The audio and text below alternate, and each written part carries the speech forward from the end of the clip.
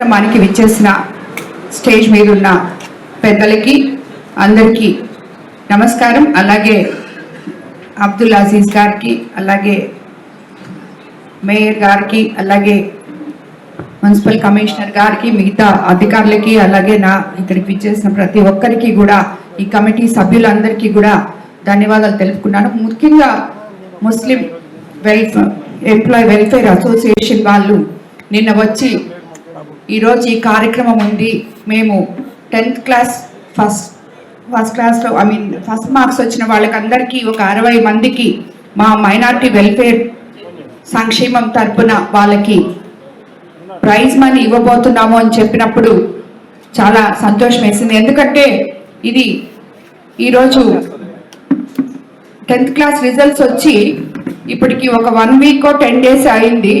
ఈ 10 డేస్లో వివిధ రకాల కార్పొరేషన్ వాళ్ళైతేనేమి, కార్పొరేషన్స్ అయితేనేమి, లేదు కుల సంఘాలు అయితేనేమి, ఇలా ఇప్పుడు ఈ ఎంప్లాయీస్ అసోసియేషన్స్ అయితేనేమి, ప్రతి ఒక్కరు కూడా ప్రతిభ కనపరిచిన ప్రతి విద్యార్థికి మేమున్నాము అంటూ ముందుకొచ్చి వాళ్ళకి వాళ్ళ రాబోయే భవిష్యత్తు తరాలు వాళ్ళకి ఇంకా కూడా ప్రోత్సాహాన్ని ఇస్తూ వీళ్ళందరినీ ముందుకు తీసుకెళ్ళడం నిజంగా చాలా మంచి పరిణామం అని చెప్పి నేను తెలియజేసుకుంటున్నాను. ఎందుకంటే మా విపిఆర్ విద్యలో కూడా 32 మంది ఎగ్జామ్స్ రాస్తే 10th క్లాస్ ఎగ్జామ్స్, మేము కూడా ఫ్రీ ఎడ్యుకేషను, ప్రతి ఒక్కరూ చాలా వాళ్ళని వెతికి మేము స్కూల్లో చేర్చుకుంటాం. అంటే బిలో పావర్టీ ఎవరైతే ఆటో వాళ్ళ పిల్లలు, బేల్దార్ మేస్త్రి వాళ్ళ పిల్లలు, ఇలాంటి వాళ్ళని చూసి మేము చేర్చుకుంటాం 6th క్లాస్లో. వాళ్ళు 10th క్లాస్కి వచ్చి ఇప్పుడు ఒక అమ్మాయికి మొన్న ఆల్మోస్ట్ 596 వచ్చింది ఫస్ట్ మార్క్.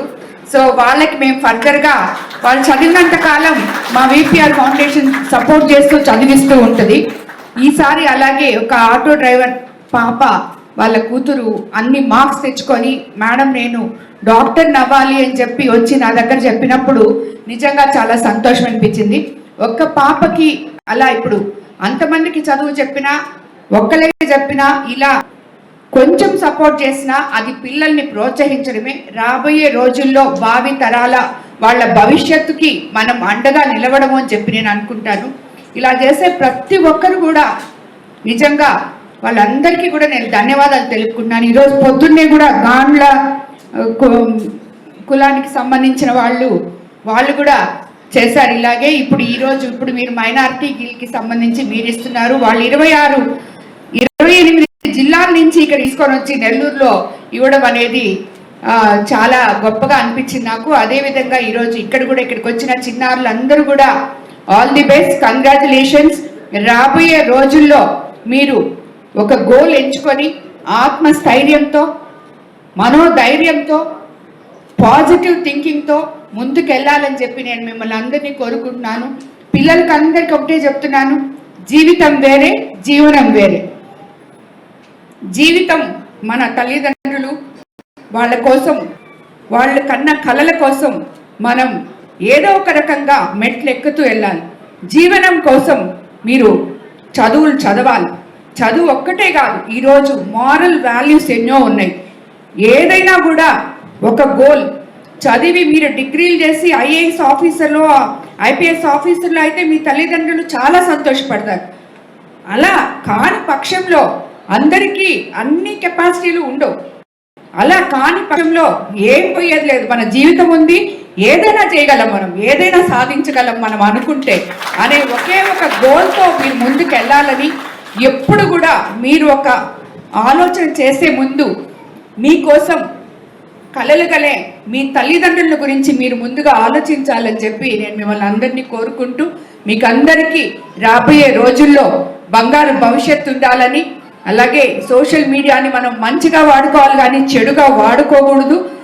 దాని ద్వారా ఎన్నో రాబోయే రోజుల్లో ఇంకా వస్తుంది, ఏదేదో వస్తున్నాయి, అవన్నిటిని కూడా మీ భవిష్యత్తుకి బంగారు బాటలు వేసేదానికి ఈ దేశానికి ఉత్తమ పౌరులుగా మీరు నిలబడేదానికి ఉపయోగపడాలి, కానీ అది చెడు దారిలో పోకూడదు అని చెప్పి మిమ్మల్ని అందరినీ కోరుకుంటూ ఆల్ ది బెస్ట్, కంగ్రాచులేషన్స్. వేదికపై ఉన్న గౌరవ అతిథులు రాష్ట్ర బోర్డు చైర్మన్ హాజీ అబ్దుల్ ఇంద్రన్ గారికి, నగరపాలక సంస్థ గౌరవ మేయర్ దేవరకొండ సుజాత గారికి, ముస్లిం మైనారిటీ ఎంప్లాయీస్ వెల్ఫేర్ అసోసియేషన్ అధ్యక్షులు అబ్దుల్ హమీద్ గారికి, జనరల్ సెక్రటరీ అల్తాఫ్ గారికి, ట్రెజరర్ నసీర్ అహ్మద్ గారికి, అసోసియేషన్ సభ్యులు మరియు ఇక్కడికి విచ్చేసిన ప్రతి అధికారులకి, అదేవిధంగా మన మున్సిపల్ శాఖ కమిషనర్ గారికి పేరు పేరున నా హృదయపూర్వక తెలియజేసుకుంటున్నాను. ఈరోజు ముస్లిం మైనారిటీ ఎంప్లాయీస్ వెల్ఫేర్ అసోసియేషన్ ఆధ్వర్యంలో నెల్లూరు జిల్లా వ్యాప్తంగా ప్రభుత్వ పాఠశాలలో 10వ తరగతి పరీక్షల్లో ప్రతిభ కనపరిచిన 27 మంది విద్యార్థులకు, అలాగే ప్రైవేట్ పాఠశాలలో ఉత్తమ ఫలితాలు సాధించిన 25 మంది విద్యార్థులకు సన్మానం చేసి మెమోటోలు అందజేయడం ఎంతో ఆనందకరంగా ఉంది. ఇంతటి గొప్ప కార్యక్రమంలో గౌరవ అతిథులతో కలిసి పాల్గొనడం నాకు ప్రత్యేక సంతోషాన్ని కూడా కలిగిస్తున్నారు. ముస్లిం సంగ్రామంలో ఉన్నారు, కానీ ఆయన ఎందుకు ఎప్పుడు అరెస్ట్ అయ్యేది అడిగారు. కారణం ఏంటంటే బాబాసాహెబ్ అంబేద్కర్ ఈ దేశంలో అత్యధిక జ్ఞానం పొందినటువంటి వారిలో, అత్యధిక కోసం చేసినటువంటి వారిలో బహుశా ఎవరు లేరు. ఆయన అప్పటికే కొలంబియా యూనివర్సిటీ విద్యార్థిగా ఉన్నాడు. అయితే బ్రిటిష్ వారి చట్టం ప్రకారం ఎవరైతే కొలంబియా యూనివర్సిటీలో విద్యార్థులుగా ఉంటారో లేదా కొలంబియా యూనివర్సిటీ పూర్వ విద్యార్థులు ఉంటారో వారిని ఎటువంటి కారణం వలన అరెస్ట్ చేయాల్సి వస్తే ఖచ్చితంగా బ్రిటిష్ వారి పర్మిషన్తో మాత్రం వాటిని అరెస్ట్ చేయాలి. కాబట్టి బ్రిటిష్ వారి పర్మిషన్ లేకుండా అరెస్ట్ చేసేటువంటి అవకాశం లేదు. కానీ బ్రిటిష్ కొలంబియా యూనివర్సిటీ యొక్క పూర్వ విద్యార్థి కాబట్టి బ్రిటిష్ వారు వారి విద్యార్థి వారు ఎప్పుడు కూడా అరెస్ట్ చేయమని పర్మిషన్ ఇవ్వరు. కాబట్టి ఆయన్ని అరెస్ట్ చేసేటువంటి పరిస్థితి రాలేదు, వచ్చినా చేయలేనటువంటి పరిస్థితి. సో ఆ విధంగా కేవలం వీటి ద్వారా సామాన్యులు కూడా అసామాన్యులుగా కేటగిరించినటువంటి దేశం భారతదేశం. ఈ దేశంలో పేద వర్గాలకు చెందినటువంటి వారు, ఎస్సీ ఎస్టీ బీసీ మైనారిటీ వర్గాల వారు కూడా విద్య ద్వారా అనేక పదోన్నతులు అధిగమించినటువంటి పరిస్థితి మనం అందరూ చూసాం. కాబట్టి ఇక్కడ మీరందరూ కూడా ఈ 10th క్లాస్ లో మంచి ప్రజలు కనిపించిన మీరందరూ కూడా ఇంకా రానున్న రోజుల్లో ఇంటర్మీడియట్ లో కావచ్చు, గ్రాడ్యుయేషన్ లో కావచ్చు, ఫర్దర్ గా కాంపిటేటివ్ ఎగ్జామ్స్ లో కూడా మీరందరూ కూడా మంచిగా చదివి మంచిగా రాణించి ముందుగా మీ తల్లిదండ్రులకు, మీకు చదివించినటువంటి మీ టీచర్స్ కి, ముఖ్యంగా మీ సమాజానికి, ఈ రాష్ట్రానికి, ఈ దేశానికి మంచి పేరు తీసుకురావాలని, తీసుకువస్తారని ఆశిస్తూ సెలవు తీసుకుంటున్నాను. చదువు 3 చదువే. కాబట్టి ఈ సమాజం మీ అందరి పైన ఆధారపడి ఉంది. మీ లక్ష్యంతో ఈ సమాజం ఆధారపడి ఉంది. మీరు ఎన్నుకునే ఆ లక్ష్యం పైన మీ తల్లిదండ్రులు ఆధారపడి ఉంది. అందుకోసమే ఏ పని చేసినా ఒక లక్ష్యంతో చేయండి, భయంతో కాదు, ప్రేమతో చేయండి. కష్టం కాదు, ఇష్టంగా పనిచేయండి.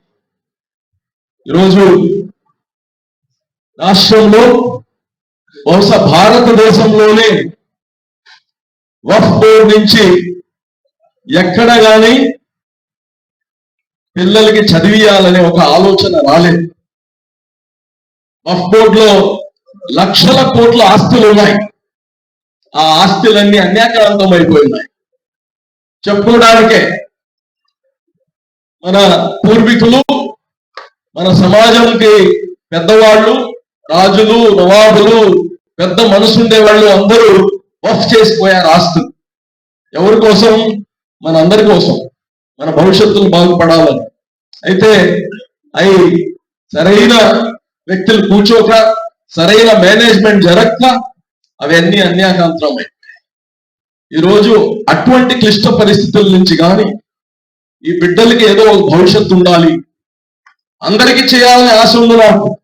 7,400 మంది పిల్లలకి తీసుకెళ్లి ఇంటర్మీడియట్ లో రెసిడెన్షియల్ కార్పొరేట్ ఎడ్యుకేషన్ ఇవ్వాలని నాకు ఆశ ఉంది, కానీ శక్తి లేదు. పైలట్ ప్రాజెక్ట్ గా స్టార్ట్ చేశాను. జూనియర్ ఇంటర్ సీనియర్ ఇంటర్ కలిపి 500 మంది బిడ్డలతో స్టార్ట్ చేస్తున్నాం.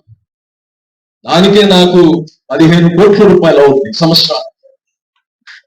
మీకు చదివడానికి నేను రాజకీయంగా పేరు రావడం అంటే నేను డే స్కాలర్ చెప్పేవాడిని. డే స్కాలర్ ఏముంది 50,000కి వచ్చేస్తుంది. మీకు మంచి మంచి కాలేజ్ ఆంధ్రప్రదేశ్ మొత్తంలో 50,000 ఇస్తే బెస్ట్ కాలేజ్ వస్తుంది. కానీ నా బిడ్డలకి ఎక్కడైతే గొప్ప వాళ్ళు చదువుతున్నారో, ఎక్కడైతే గొప్ప గొప్ప రాజకీయ నాయకులు బిడ్డలు చదువుతారో, ఎక్కడైతే గొప్ప వ్యాపారస్తులు బిడ్డలు చదువుతారో, ఎక్కడైతే ఐఏఎస్ బిడ్డలు చదువుతారో, ఎక్కడైతే ఐపీఎస్ బిడ్డలు చదువుతారో అక్కడ మా బిడ్డలు గారిని చదవాలని చెప్పి ఈరోజు రెసిడెన్షియల్